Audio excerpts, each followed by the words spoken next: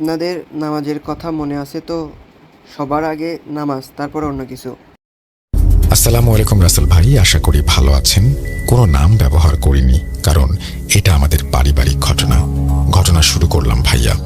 ঘটনাটা আমার দাদি, মেজো চাচার স্ত্রী ও যমজ সন্তানদের সাথে 40 বছর আগের ঘটনাটা শুরু হয় আমার দাদির থেকে। আমাদের বাড়ির সামনের দিকে খুব গভীর পুরাতন পুকুর ছিল, তা এখনো আছে। সবাই পুকুরটিকে গোসল এবং অন্যান্য কাজে ব্যবহার করত। ঘটনাটা শুরু হয় সন্ধ্যার দিকে।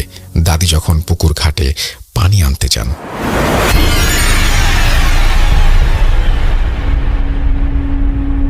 প্রতিদিনের কাজ সেরে সন্ধ্যার দিকে পানি আনতে যেতে হয় রাতে গরুকে খাওয়ানোর জন্য।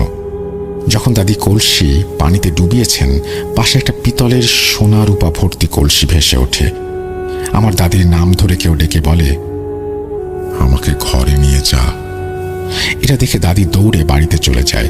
তখন কাউকে এই বিষয়টি বলেননি তিনি, কারণ বাড়িতে নতুন বউ মানে আমার চাচি ও ছোট বাচ্চারা ছিল। আমার দাদার 6 ছেলে ছিল। আমার বাবার বয়স তখন 10 বছর, আর ছোট চাচার বয়স 7-8 বছর হবে। সেই রাতে দাদির স্বপ্নে দেখে ওই কলসি তাকে বলছে, আমাকে তুলে নিয়ে যা, প্রচুর ধন সম্পত্তি পাবি, এর বিনিময়ে একজোড়া মোরগ আমাকে দিবি। দাদি তখন স্বপ্নের কথা যেটা দেখেছিল সেই ঘটনা আমাদের মসজিদের হুজুরকে বলে। সেই হুজুর পরের দিন আমার দাদাকে বলে, পুকুরে ভাবি যা দেখেছে ওইটা দুটো খারাপ জিনের কাজ। লোভ দেখিয়ে আপনার দুটো বাচ্চা নিয়ে যাবে। ভাবিকে বলে দিয়েন ওদের কথায় রাজি যেন না হয়।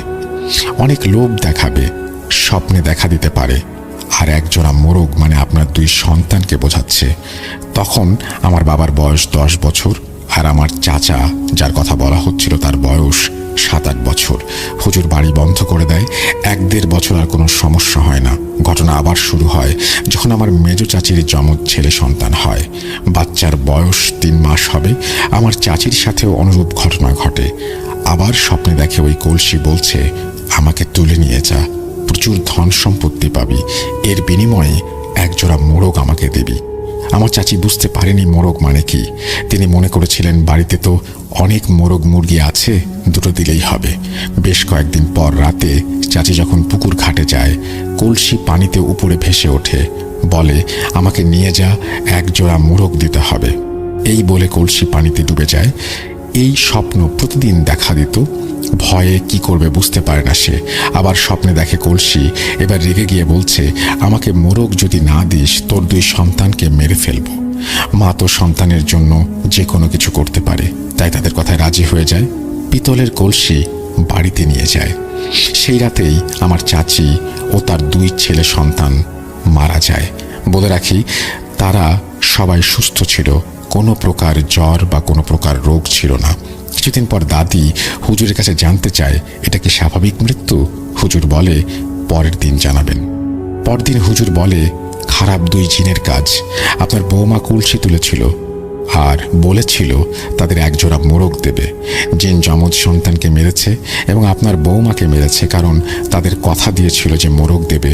মোরগ নিয়ে গিয়েছিল তাদের কাছে, তারা বলেছিল এই মোরগ না, যমজ সন্তান দিতে হবে। তখন বৌমা বলেছিল তার সন্তানকে সে দেবে না, রাগে আপনার বৌমাকে মেরেছে। নিষ্পাপ 2টি প্রাণের কি দোষ ছিল?